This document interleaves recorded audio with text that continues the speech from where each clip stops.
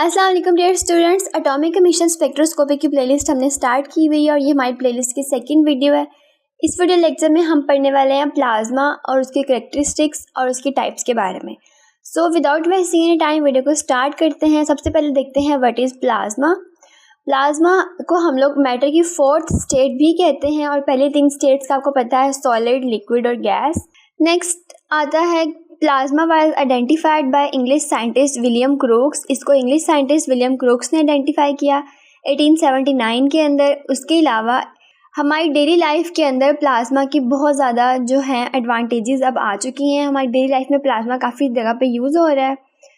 Although naturally occurring plasma is rare on Earth, there are many man-made examples. तो artificial plasma या जो man made plasma है ये बहुत ज़्यादा पाए जाते हैं हमारी डेली लाइफ के अंदर भी, लेकिन जो नेचुरली अकरिंग प्लाज्मा है ये बहुत कम पाया जाता है यूनिवर्स के अंदर। तो यहाँ पे फिर नेक्स्ट पैराग्राफ आता है, inventors have used plasma to conduct electricity in neon signs and fluorescent bulbs. अब इसकी बहुत कॉमन एग्जांपल्स है। प्लाज्मा जो है साइंटिस्ट ने कहाँ पे यूज़ किया है उसको, नियॉन साइंस के अंदर और फ्लोरोसेंट बल्ब्स के अंदर। जो हमारे पास 3D बल्ब होते हैं इनमें प्लाज्मा यूज़ हुआ है। Scientist have constructed special chambers by the experiment with plasma in laboratories. अब साइंटिस्ट ने लैब के अंदर स्पेशल बीकर्स या चैम्बर्स बनाए हुए हैं जिनके अंदर जो है प्लाज्मा वो स्टोर उन्होंने किया हुआ है या खुद बना के रखा हुआ है। ये सिर्फ अकर करता है लाइटनिंग डिस्चार्ज और आर्टिफिशियल डिवाइसेस के अंदर, जैसे कि फ्लोरोसेंट लाइट, नियॉन साइंस वगैरह। मतलब ये सिर्फ उन डिवाइसेस के अंदर अकर करता है जो कि लाइट को इमिट करती हैं और वो आर्टिफिशियल प्लाज्मा उनमें पाया जाता है। उसके अलावा ये स्पेस में हर जगह पे पाया जा सकता है। नेक्स्ट आता है हाउ प्लाज्मा इज़ फॉर्म्ड। अब प्लाज्मा की फॉर्मेशन किस तरह से होती है, उससे पहले मैं आपको बता दूं कि प्लाज्मा होता क्या चीज़ है। जो प्लाज्मा है इसमें गैस के मिक्सचर प्रेजेंट होता है, गैस के आयंस प्रेजेंट होते हैं, उसमें इलेक्ट्रॉन्स, न्यूट्रल एटम्स वगैरह प्रेजेंट होते हैं। When more heat is supplied the atom molecule में बी आयनाइज्ड। अब क्या होता है कि हमारे पास एक सैंपल है, ज़्यादातर जो हम लोग यूज़ करते हैं वो गैस का सैंपल यूज़ करते हैं। उसको हम लोग हीट प्रोवाइड करेंगे तो जो गैस के एटम्स या मॉलिक्यूल्स होंगे वो आयंस में कन्वर्ट हो जाएंगे। एज एन इलेक्ट्रॉन में यहाँ पे गेन होगा, एन इलेक्ट्रॉन में gain enough energy to escape its atom. अब जो एटम्स होंगे उनके इलेक्ट्रॉन्स की एनर्जी इतनी ज़्यादा हो जाएगी कि वो अपने जो एटम है उसको उसमें से निकल जाएगा। तो जब इलेक्ट्रॉन निकलेगा तो पीछे से नेट पॉजिटिव चार्ज बच जाएगा तो वो एक आयन बन जाएगा। आपको पता है कि फॉर्मेशन ऑफ आयन किस तरह से होती है। ये हमारे पास अगर एक एटम है इसको हम लोग हीट प्रोवाइड करते हैं तो हमारा जो एटम है इसके गिर्द जो इलेक्ट्रॉन रिवॉल्व कर रहा है उसकी जो है वाइब्रेशन ज़्यादा होगी तो जो इलेक्ट्रॉन होगा वो यहाँ से निकल जाएगा और पीछे बच जाएगा पॉजिटिव चार्ज। तो इस तरह से जब हम लोग हीट प्रोवाइड करते हैं किसी गैस को या अपने सैंपल को तो हमारे सैंपल के जो एटम्स या मॉलिक्यूल्स हैं वो इलेक्ट्रॉन्स को लूज़ कर देते हैं, इलेक्ट्रॉन वहाँ से एस्केप हो जाता है और पीछे एक पॉजिटिव चार्ज बच जाता है जिसको हम लोग कहते हैं आयन। तो आयन जो है ये कंसिस्ट करता है एक एस्केप्ड इलेक्ट्रॉन के ऊपर और एक पॉजिटिव आयन के ऊपर। नेक्स्ट क्या होता है, एक sufficiently heated gas ionization happen many time. अब एक गैस को जब हम लोग बार बार हीट प्रोवाइड करेंगे तो उसमें कई बार आयनाइजेशन हुई होगी, उसमें कई जो गैस के मॉलिक्यूल्स हैं उन्होंने अपना इलेक्ट्रॉन जो है एस्केप करवा दिया और पीछे से पॉजिटिव आयन बच गया। तो जब इस तरह की सिचुएशन हो जाएगी तो यहाँ पे एक क्लाउड ऑफ फ्री इलेक्ट्रॉन्स और आयंस जो है वो क्रिएट हो जाएगा। सिंपल सी बात है कि हमारे पास गैस थी उसको हम लोग ने आयनाइज कराया तो गैस के एटम्स में से इलेक्ट्रॉन्स जो हैं वो एस्केप किए और पीछे हमारे पास पॉजिटिव चार्ज बचा। तो उसको हम लोग क्या कहेंगे कि अब जो गैस है वो अब गैस नहीं है, अब वो मिक्सचर है आयंस और फ्री इलेक्ट्रॉन के क्लाउड का। However all atoms are not necessarily ionized. अब ज़रूरी भी नहीं है कि तमाम एटम्स जो हैं वो आयनाइज हों, लेकिन कुछ इस तरह के होंगे जिनके ऊपर कोई चार्ज नहीं होगा, उनके ऊपर न्यूट्रल चार्ज होगा। अब इस आयनाइज्ड गैस मिक्सचर को जिसमें आयंस, इलेक्ट्रॉन और न्यूट्रल एटम्स हैं इसको हम लोग प्लाज्मा कहते हैं। तो ये है प्लाज्मा की डेफिनेशन, बहुत ईजी सी। तो स्टूडेंट्स ये वाला डायग्राम आप ड्रा कर सकते हैं। यहाँ पे गैस मॉलिक्यूल्स जब इनके ऊपर हम लोगों ने हीट रेडिएशंस फॉल कराई, यहाँ पे आप हीट ड्रा कर देंगे तो ये जो गैस वाले मॉलिक्यूल्स हैं ये आयनाइज हो जाएंगे। यहाँ पे आपने आयनाइज लिख देना है। आयनाइज होने के बाद इनके अंदर जो इलेक्ट्रॉन्स थे वो एस्केप कर गए। इलेक्ट्रॉन्स एस्केप करने के बाद पीछे हमारे पास बचे पॉजिटिव चार्जेस। तो जब हमने बहुत सारे आइटम्स को आयनाइज कराया तो हमारे पास बहुत सारे इलेक्ट्रॉन्स जो हैं वो यहाँ से एस्केप किए और बहुत सारे पॉजिटिव आयंस जो हैं पीछे हमारे पास बच गए। तो अब हमारे पास क्या बचा, हमारे पास एक मिक्सचर बच गया आयंस और इलेक्ट्रॉन, फ्री इलेक्ट्रॉन के क्लाउड्स का मिक्सचर, और इस मिक्सचर को, इस पूरे के पूरे मिक्सचर को हम लोग कहते हैं प्लाज्मा।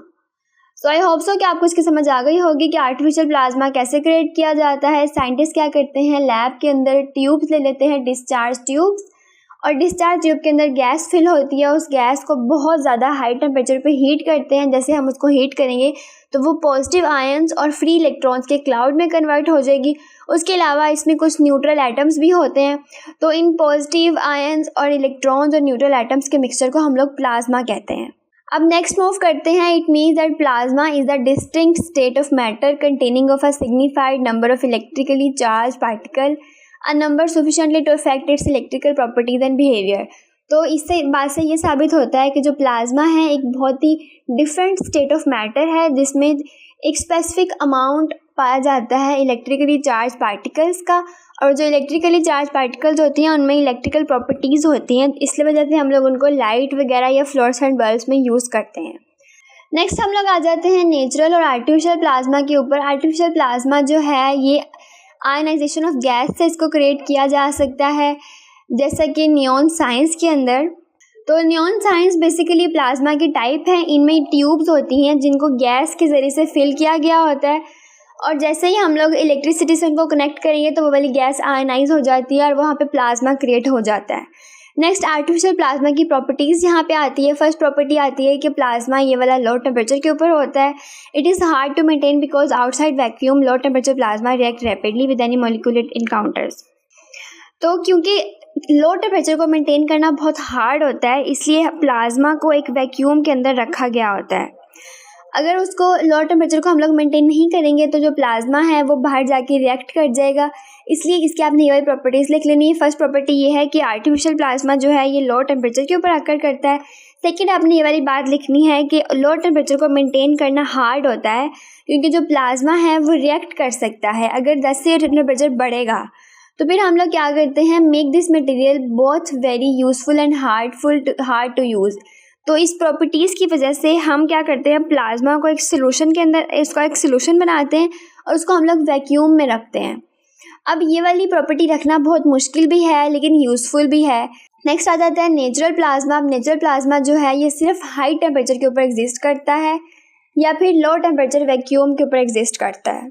अब यहाँ पे आप पॉइंट ऐड कर सकते हैं कि नेचुरल प्लाज्मा जो है उसको एग्जिस्ट करने के लिए बहुत ज़्यादा हाई टेम्परेचर चाहिए होता है। फॉर एग्जांपल 20,000 डिग्री सेल्सियस का टेम्परेचर चाहिए होता है नेचुरल प्लाज्मा को मेंटेन करने के लिए। On the other hand does not break down और रिएक्ट रैपिडली, और दूसरी तरफ ये ज़्यादा जल्दी ब्रेक डाउन नहीं करता, इसलिए रैपिडली रिएक्ट भी नहीं करता as compare to artificial plasma.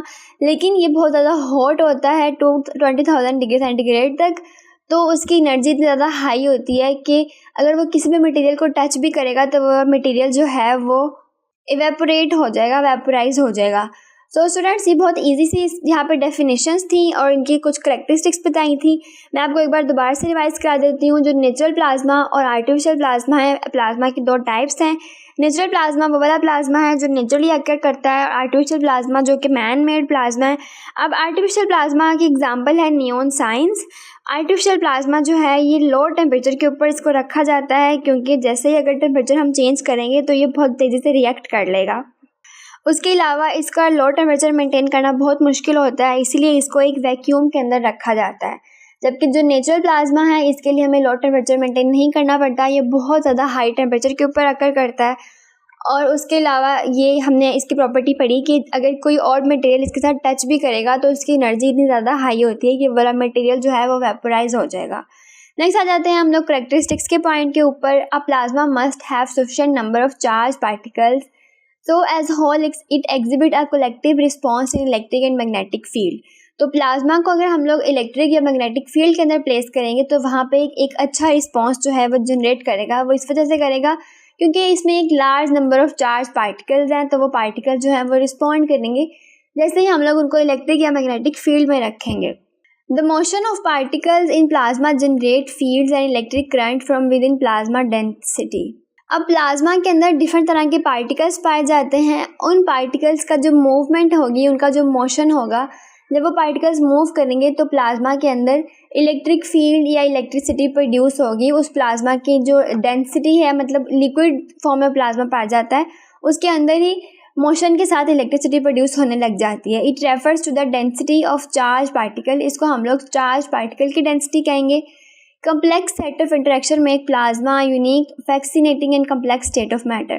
अब क्योंकि ये बहुत ज़्यादा कॉम्प्लेक्स तरह के इंटरेक्शंस शो कराता है, जिसकी वजह से ये इसकी ख़ास प्रॉपर्टी कहलाती है।